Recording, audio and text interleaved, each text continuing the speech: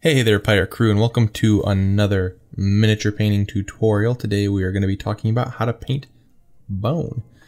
I've gone ahead and placed down a base coat of Vallejo forest skin, and what I'm essentially the entire process here initially is going to be is we're just going to be working up the bone color by adding gradually more and more white into the mix.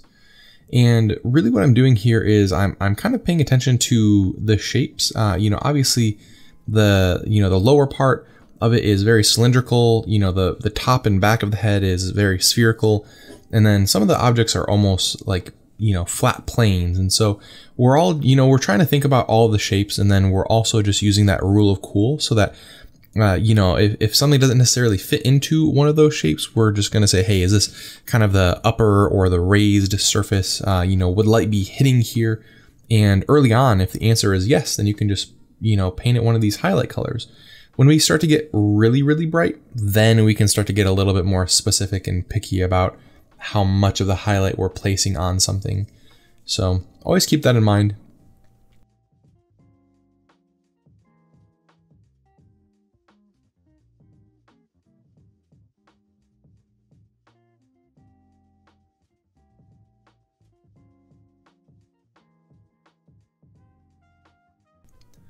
Something else that you can do as well is you can just look at the miniature or the object from one specific angle and close one eye. That way you're only getting one direct look at it, and it becomes very easy to tell which surfaces are raised and facing up and which ones aren't.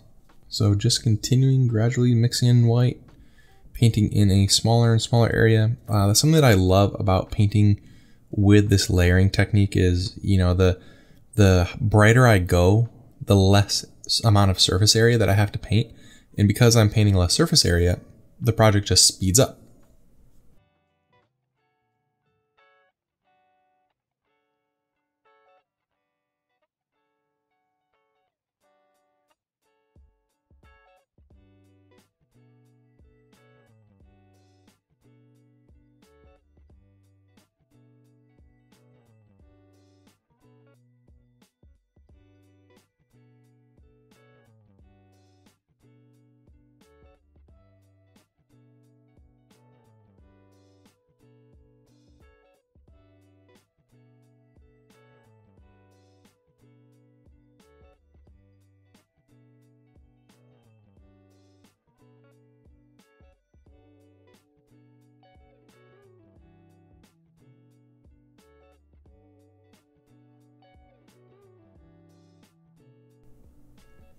Something else that I thought I'd mention here is when I am painting this model is very excellently sculpted, which means there's a lot of just beautiful detail and all kinds of little textures and great things going on.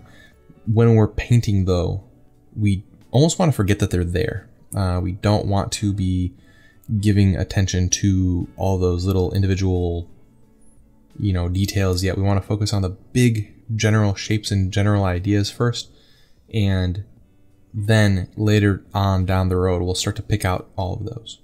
And so with that being said, we're also going to start jumping into painting in some more of the shadows here. And so what we're doing is we are mixing forest skin with just a little bit of black, and we're just going to start to really emphasize where our shadows are, where where the light is falling off, whether it's just due to the shape of the skull here, or maybe the light is being completely obscured.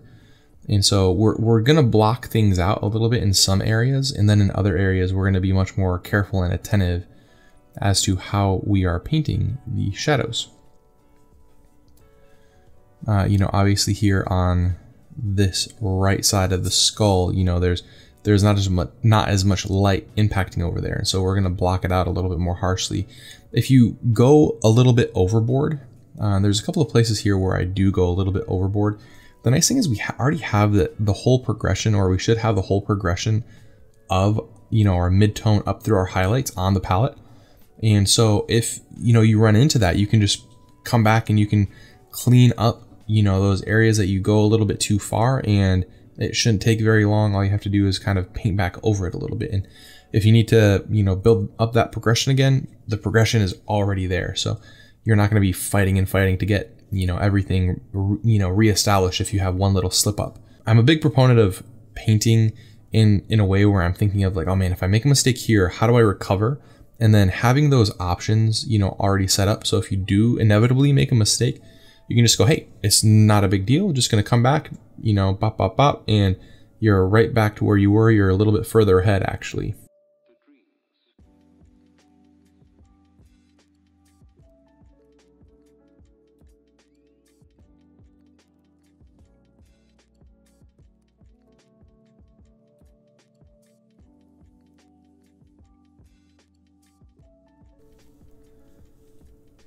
And now we're going to start getting into some more of these little details, as you can start to tell. You know, there on the skull, those little indentations where the teeth are or were, we're getting some of those. We're getting some of the little areas where there might be a little bit more, you know, of the light being obscured. And again, just gradually, you know, progressing by adding in black.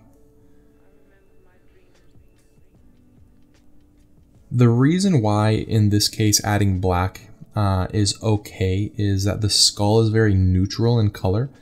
And the other thing as well, you know, to think about, and it's something that we talked about in one of the previous videos, is that when you have something that's, you know, whitish or whitish yellow, and then the ambient color is going to be somewhat blue, what happens to the yellow tone is that it actually shifts into the gray spectrum, especially if there's oranges or yellows present, just because, you know, those blues and purples are complementary, and so it shifts it, you know, into the middle of the color wheel and not necessarily around, and that's why neutral colors work somewhat well here.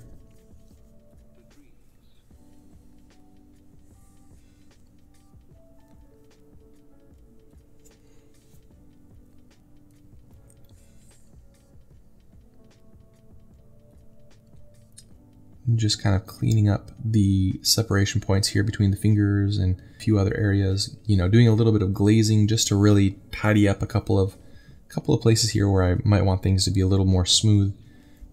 These glazes are great too because they almost serve as a little bit of a wash as well, so you can pull out some of the details. So the next step here that we are going to do is we are going to, you know, do a couple of very, very thin tinting glazes, just to show the environment a little bit in the color of the skull, because again, the skull is so light and neutral in tone, it's going to take on almost every color from the environment. And in this case, what we're doing is we're using some very thin glazes of orange, and then very, very thin glazes of this kind of reddish brown. In this case, I used red oxide. It's fantastic just because it has the warmth that I'm looking for. And then finally, what we're doing is on a lot of these parts that are on the upper sections that are facing up towards our main, you know, light source, we're going to be glazing a little bit of a warm yellow tone. And again, that just really, it gives us a lot of the coloration that we need on the upper tones and the mid-tones.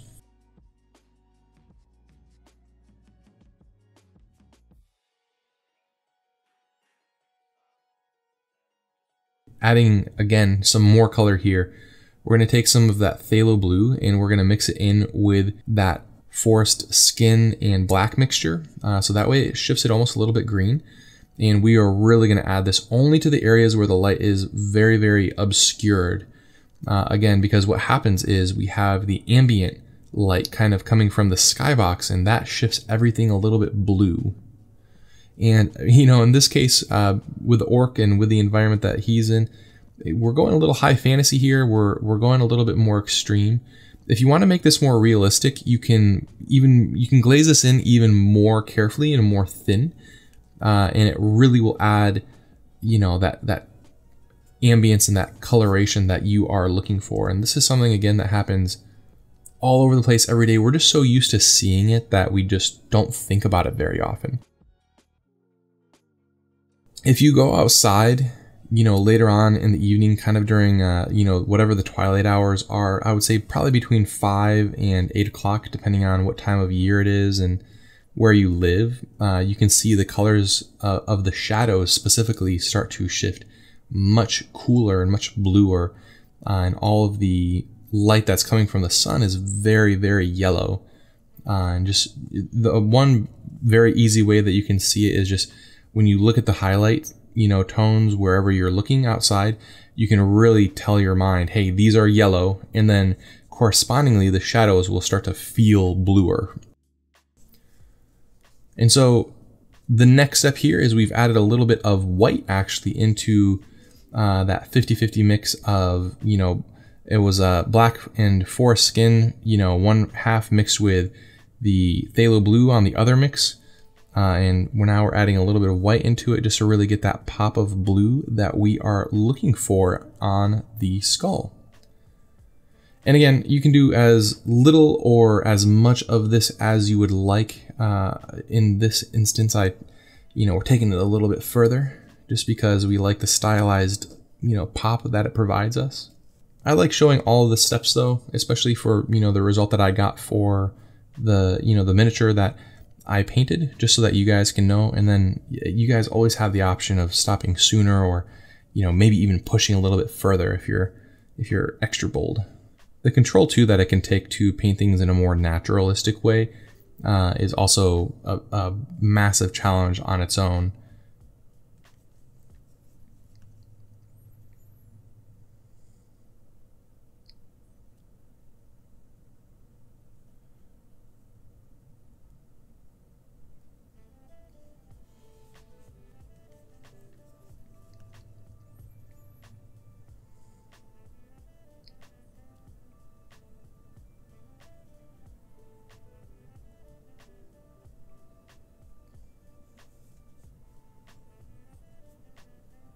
Okay, and now what we're doing here is we're coming back with that bright mix of white and forest skin, and we are going to be just kind of cleaning up some of these areas, cleaning up some of these highlights, just making sure that we have the highlight shapes correctly. And the other thing that this does is that it neutralizes a little bit of those colored glazes that we applied earlier on, which is important because we don't want the, all of the color to really dominate too much. And mixing back in these neutral aspects really helps balance out the entire color composition. Just picking out some details now that we are at this phase. This is where I do it. We've really only been focusing on like the big general shapes and maybe like some of the more medium shapes that might, be on this little part of the miniature. This is done fairly quickly. I think, after all the editing and everything, this probably took 20 to 25 minutes. It can take even longer if you're wanting to take it to some kind of show or competition, but this is really the amount of time, that should be spent on something if you're wanting to enter it and, do fairly well. At the time of editing, the orc that was originally painted with these techniques took home 3rd best in show at ReaperCon in 2019. So, obviously the level of effort and the techniques, can definitely bring you some success. If you guys have any questions or anything like that though about this, as we are wrapping up here with these brighter tones, I would love to hear from you guys. I can't thank you enough for your support. I know these last couple of months, the content hasn't been super consistent, and I do apologize for that. It's just the way things go sometimes every now and then. I'll always get the content out to you though that you guys are paying for. And I actually have a little bonus extra video coming out for you here soon on how I painted the gem on that skull. So keep an eye out for that. It should be out here in a week or so. And until then, happy painting. Have a great day. Bye.